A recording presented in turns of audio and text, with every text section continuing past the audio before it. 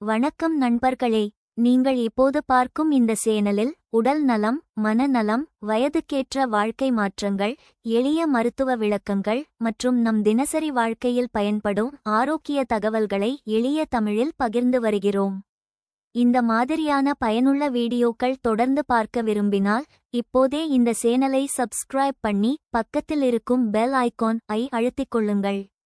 இன்று நாம பேசப்போற விஷயம் 60 வயதுக்கு மேல் இருக்கும் பலருக்கும் தினசரி நடக்கிற ஒரு அனுபவம்.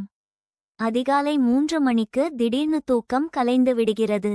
மீண்டும் படுத்தாலும் தூக்கம் வரவில்லை. மணியை பார்த்தால் 3 மணி அல்லது 3:30. இந்த மாதிரி உங்களுக்கு நடந்திருக்கா அல்லது உங்க வீட்டில் இருக்கிற பெரியவர்களுக்கு நடந்திருக்கா?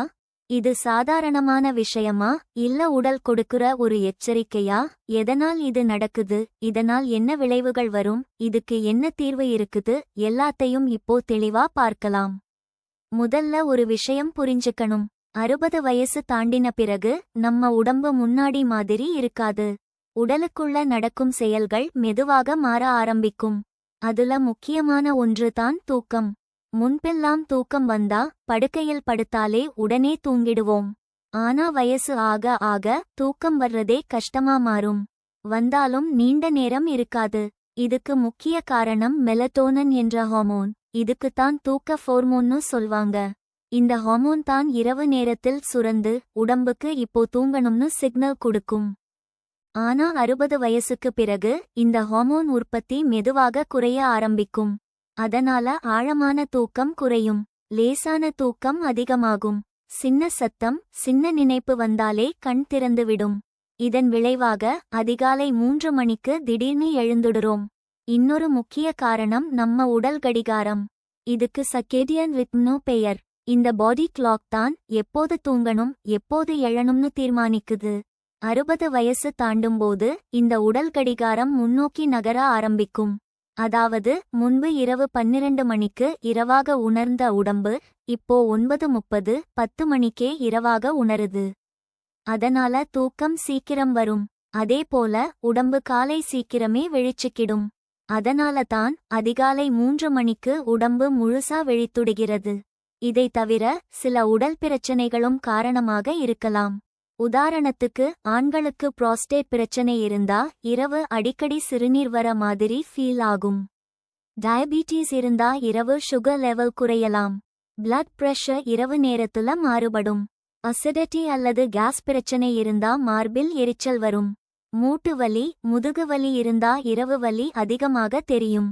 மன அழுத்தம், கவலை, பயம் இருந்தாலும் தூக்கம் கலைந்துவிடும். இந்த மாதிரி பிரச்சனை தினமும் தொடர்ந்தா அதனால் சில விளைவுகள் வரும். ஆழமான தூக்கம் கிடைக்காததால் நினைவாற்றல் குறைய ஆரம்பிக்கும். சின்ன சின்ன விஷயங்களுக்கே எரிச்சல் வரும். இரத்த அழுத்தம் சரியாக கட்டுப்பாட்டில் இருக்காது. சர்க்கரை அளவு மாறுபடும். நோய் எதிர்ப்பு சக்தி குறையும். இதயத்துக்கு அதிக அழுத்தம் ஏற்படும்.